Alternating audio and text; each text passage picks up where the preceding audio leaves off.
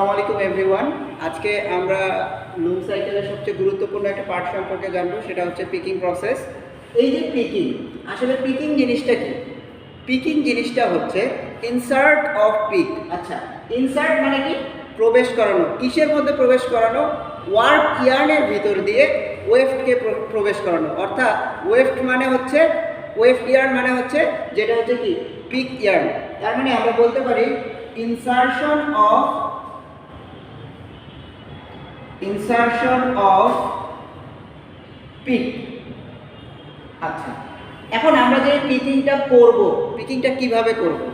কিছু তো একটা মাধ্যম দরকার। এই পিকিংটা করব কিভাবে? এই পিকিংটা করব আমরা হয় শাটেলের মাধ্যমে, মানে শাটেলের মাধ্যমে করব, হয় কি শাটেলের মাধ্যমে করব না। তাহলে আমরা লিখতে পারি উইথ শাটেল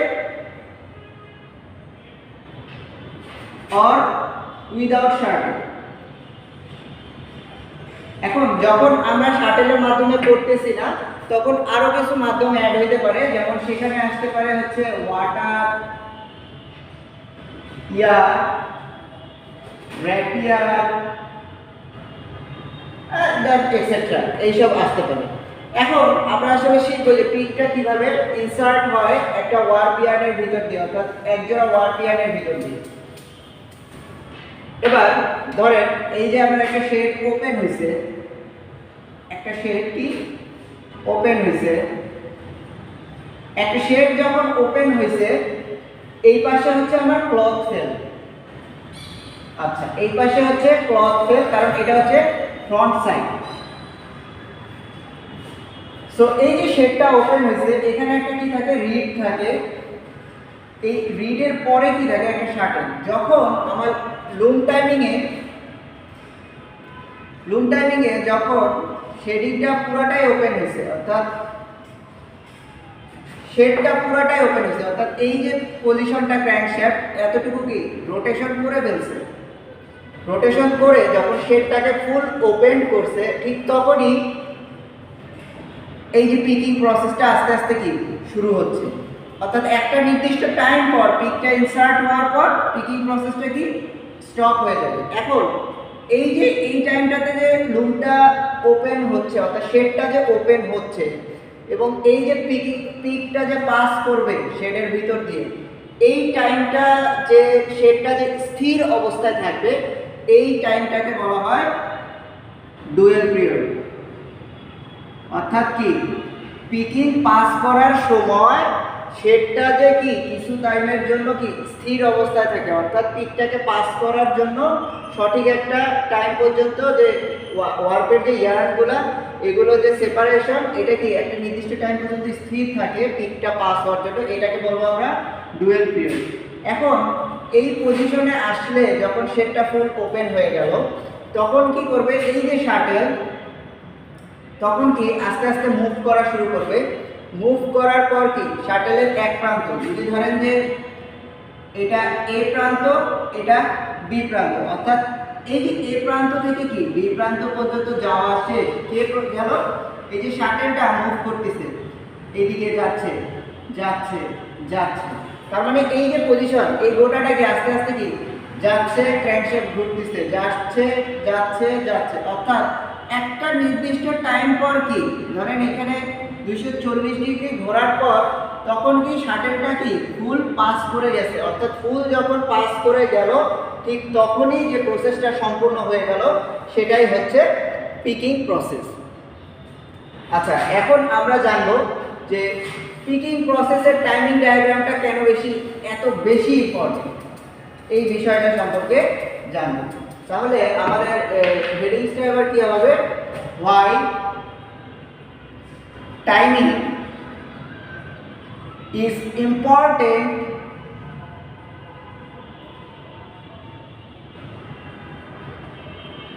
for picking। আচ্ছা, সো এইটা জানার জন্য আমাদের কি প্রথমে আবার কি সুন্দর করে লুম টাইমিং ডায়াগ্রামটা অঙ্কন করতে হবে। এখন দেখেন, আবার এটা ওপেন করতে হবে।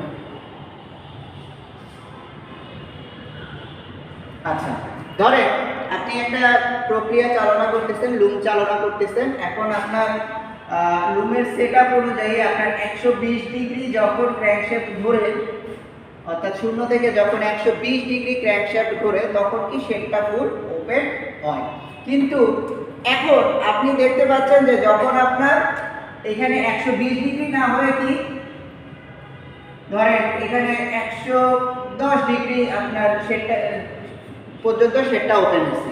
এখন এই যে 110 ডিগ্রি পর্যন্ত শেডটা ওপেন হলো, তার মানে এটা যদি আপনার ধরেন একটা শেড ফুল ওপেন হয়েছে এই অবস্থায়, তাহলে 110 ডিগ্রিতে কি ফিগারটা কিরকম হবে, আর একটু কম্প্যাক্ট অবস্থায় হবে না?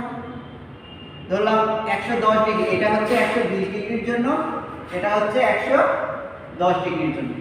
এখন জিনিসটা দেখো, এই যে মাঝখানের যে স্পেস অর্থাৎ কি শেড ডেপথ, এইটা কোন ক্ষেত্রে বেশি?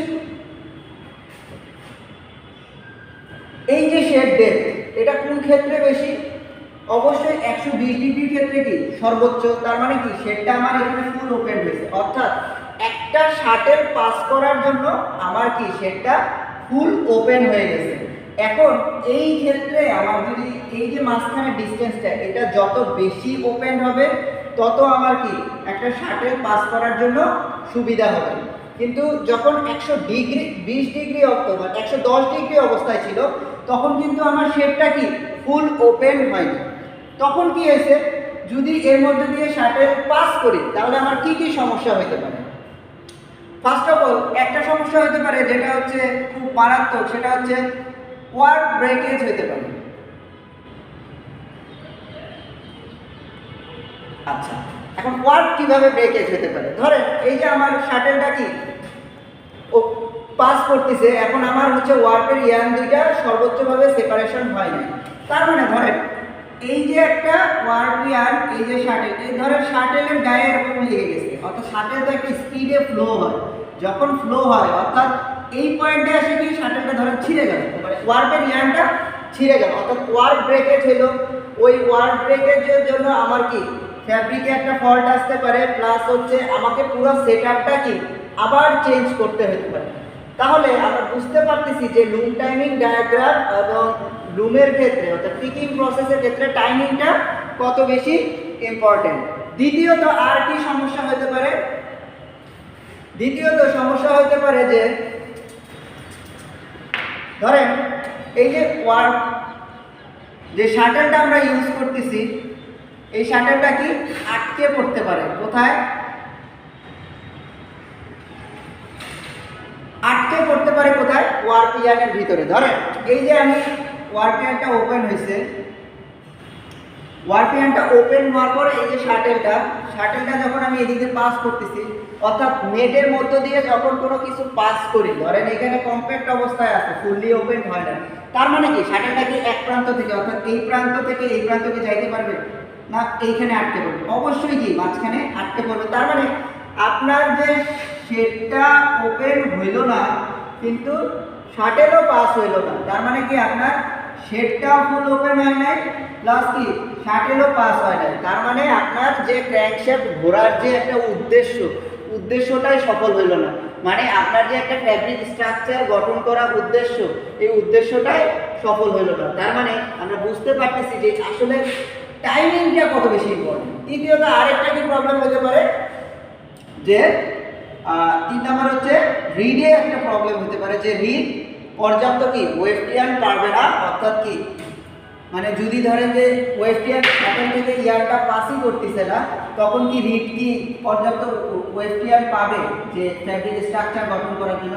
সে যদি ওয়েস্টিয়ানটা না পায় অর্থাৎ সে ফাঁকায় কি বাড়িয়ে দিবে, অর্থাৎ এক্সট্রা পজিশন অর্থাৎ এক্সট্রা একটা কি নয়েজ ক্রিয়েট হবে, এক্সট্রা একটা টাইম লস হবে, যার কারণে কি ফ্যাব্রিকের স্ট্রাকচারটা বিল্ড আপ হবে না, কিন্তু কি মেকানিক্যাল মুভমেন্ট মেশিনের কি মেকানিক্যাল মুভমেন্ট হবে। যার কারণে আমরা বলতে পারি যে কেন টাইমিংটা খুব বেশি ইম্পর্টেন্ট। আচ্ছা, এখন আমরা অবজেক্টিভস অর্থাৎ পিকিংয়ের অবজেক্টিভ সম্পর্কে একটু আলোচনা করব। দেখেন এখানে আমি একটা সংজ্ঞা লিখছি, এটা হচ্ছে বইয়ের শতপ্রশিক্ষিত একটা উদ্দেশ্য।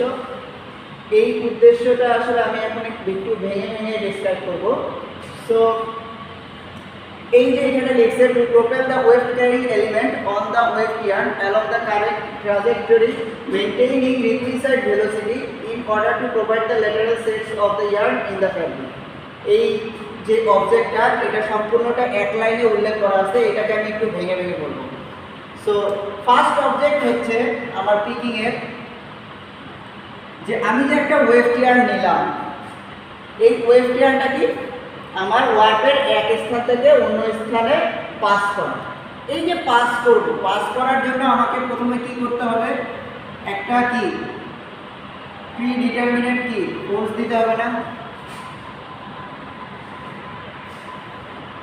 আচ্ছা, একটা যখন আমি প্রি ডিটারমিনেট ফোর্স দিলাম তখন কি কি করবে, এই যে শাটেলটা কি থ্রু হবে না, থ্রু দ্য শাটেল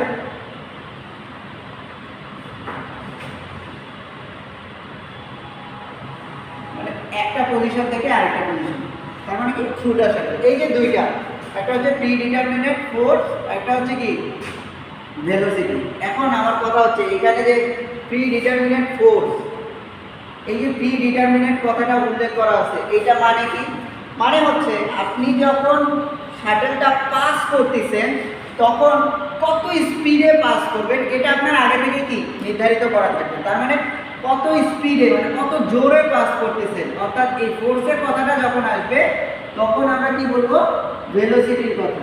তার মানে কি কত স্পিডে শাটেলটাকে পাস করবেন, সেই স্পিডটা পাওয়ার জন্য কি আপনাকে একটা ফোর্স দিতে হবে কি শাটেলের মধ্যে, এবং শাটেলটা তখন কি ওই ফোর্সে কি এক প্রান্ত থেকে আরেক প্রান্ত কি মুভ করবে। এখন এই যে আপনার দ্বিতীয় যে বললাম যে থ্রু দ্য শাটেল, এখন আপনি ফোর্স দিছেন, শাটেলটা যদি এক জায়গায় দাঁড়ায় থাকে তাহলে কি পিকিং প্রসেস হবে? তাহলে পিকিং প্রসেস হবে না। তাহলে আমাদের কি বলতে হবে যে এই যে ফোর্সটা দিলাম, ফোর্সটা দেওয়ার মাধ্যমে কি শাটেলটাকে এক প্রান্ত থেকে অন্য প্রান্ত কি পাস করতে হবে, অর্থাৎ কি শাটেলটাকে থ্রু করতে হবে ফ্রম ওয়ান পয়েন্ট থেকে টু অ্যানাদার পয়েন্ট, অর্থাৎ ওয়ার্পের মধ্য দিয়ে পাস করতে হবে। আশা করি আপনারা অবজেক্টিভসটা সম্পর্কে, অর্থাৎ পিকিংয়ের যে অবজেক্টিভস এটা সম্পর্কে খুব সুন্দর একটা ধারণা পেয়েছেন। আসসালামু আলাইকুম এভরিওয়ান, আজকের ভিডিওতে আমরা শিখব যে শাটেলের উপর ভিত্তি করে লুমকে কত ভাগে ভাগ করা যায়, এই বিষয়টি সম্পর্কে আলোচনা করব। তাহলে আমরা দেখতে পাচ্ছি এখানে আমি কিছু শাটেলের ছবি আঁক করছি, এগুলোর উপর ভিত্তি করে, অর্থাৎ যে ওয়েফট ইয়ার্নটা কীভাবে পাস করে, কিসের মাধ্যমে পাস করে, এগুলোর উপর ভিত্তি করে আমরা লুমের ক্লাসিফাই করব। তাহলে প্রথমে আমরা বলতে পারি যে যেটা কি শাটেলের মাধ্যমে যেই ওয়েফট ইয়ার্নগুলো যেভাবে পাস করে যদি, তাহলে সেটাকে বলবো আমরা শাটেল লুম। তাহলে এক নম্বর কম্পোনেন্টটা হচ্ছে, এক নম্বর লুমটা হচ্ছে কি শাটেল লুম। তাহলে শাটেল লুম কি, যেই লুমের মধ্যে ওয়েফট ইয়ার্নটা কি কিসের মাধ্যমে পাস করতেছে, শাটেলের মাধ্যমে পাস করতেছে। অর্থাৎ ওয়েফট ইয়ার্নটা যদি শাটেলের মাধ্যমে পাস করে, অর্থাৎ এখানে শাটেল কোনটা, এটা হচ্ছে শাটেল। তাহলে শাটেল যদি এটা হয় তাহলে এইটা যদি ফিলিং ইয়ার্ন হয়, অর্থাৎ মানে যে ইয়ার্নটা কি ফিলিং ইয়ার্ন অথবা কি পিক্স অথবা কি আমি বলতে পারি যে এটাকে ওয়েফট ইয়ার্ন, অর্থাৎ এই ইয়ার্নটা যদি শাটেলের মাধ্যমে পাস করে তাহলে সেটাকে আমরা বলবো কি শাটেল লুম। এবং দ্বিতীয়টা হচ্ছে প্রজেক্টাইল লুম। তাহলে এখানে আমরা বুঝতেই পারতেছি, নাম বুঝে আমরা বলতে পারতেছি যে আসলে এই লুমটাতে ওয়েফট ইয়ার্নটা কিভাবে পাস করে, অর্থাৎ এইখানে লুমটা কিসের ওয়েফট ইয়ার্নটা কিসের মাধ্যমে পাস করে, এই যে প্রজেক্টাইলের মাধ্যমে। অর্থাৎ এই যে যদি ওয়েফট ইয়ার্নটা পাস করে এই যে প্রজেক্টাইলের মাধ্যমে, তাহলে সেটাকে আমরা বলবো কি প্রজেক্টাইল লুম। এবং তৃতীয়ত আমরা বলতে পারি যে র্যাপিয়ার লুম। কি বলতে পারি? র্যাপিয়ার লুম। আচ্ছা, এই র্যাপিয়ারকে আবার দুই ভাগে ভাগ করা যায়, একটা হচ্ছে রিজিড আর একটা হচ্ছে কি ফ্লেক্সিবল। একটা হচ্ছে ফ্লেক্সিবল আর একটা কি রিজিড। তাহলে এখন দেখেন, যদি আমার ফিলিং ইয়ার্নটা অর্থাৎ ওয়েফট ইয়ার্নটা কিসের মাধ্যমে পাস করে, র্যাপিয়ারের মাধ্যমে পাস করে, অর্থাৎ লুমের ভিতর দিয়ে, তাহলে সেটাকে আমরা বলবো কি র্যাপিয়ার লুম। এখন এই যে র্যাপিয়ার পাস করতেছি এটা কি দুই প্রকার, একটা হচ্ছে কি ফ্লেক্সিবল আর একটা হচ্ছে কি রিজিড। যদি ফ্লেক্সিবল র্যাপিয়ার দিয়ে কি লুমটা পাস করে তাহলে সেটাকে বলবো আমরা কি ফ্লেক্সিবল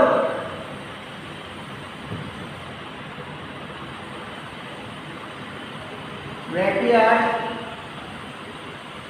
লুম যদি ফ্লেক্সিবল র্যাপিয়ার লুমের মধ্য দিয়ে ফ্লেক্সিবল র্যাপিয়ারের মধ্য দিয়ে ওয়েব টিয়ারটা পাস করে তাহলে সেটাকে বলবো ফ্লেক্সিবল র্যাপিয়ার লুম। আর যদি কি রিজিডের মাধ্যমে পাস করে তাহলে সেটাকে আমরা কি বলবো রিজিড র্যাপিয়ার লুম।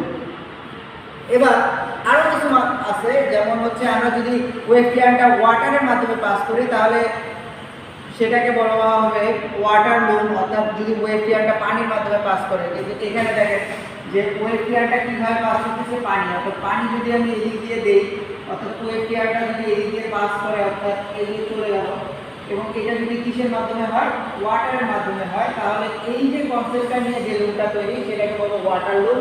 আর যদি ইয়ারের মাধ্যমে হয়, যে আমার কি আমার ওয়েব টিয়ারটা পাস করতেছে ইয়ারের মাধ্যমে, তাহলে সেটাকে আমরা কি বলবো ইয়ার ইয়ার তাহলে আমরা এটাকে কি বলবো ইয়ার জেড লুম। অর্থাৎ এটাকে আমরা বলবো যে ইয়ারের মাধ্যমে পাস করতেছে, ইয়ারটা কোথায় ঢুকতেছে এখানে, এবং এইখানে গোটা কনসেপ্টটা নিয়ে যে কাজ করতেছে গোটা কনসেপ্টটা, এই জন্য এই লুমটা যেটা কাজ করে সেটাকে আমরা বলবো হচ্ছে ইয়ার জেড লুম। আর যেটা পানির কনসেপ্ট নিয়ে কাজ করে সেটাকে বলবো কি ওয়াটার জেড লুম। অর্থাৎ এখানে একটু সংযোজনী আছে, এখানে আমাদের নামটা হবে ওয়াটার জেড লুম। আশা করি আপনারা এই যে বেসিক্স যে শাটেলের উপর ভিত্তি করে লুমকে যতগুলোকে ভাগ করা হয় এই প্রত্যেকটা টাইপ সম্পর্কে একটু ধারণা পেয়েছেন। ধন্যবাদ।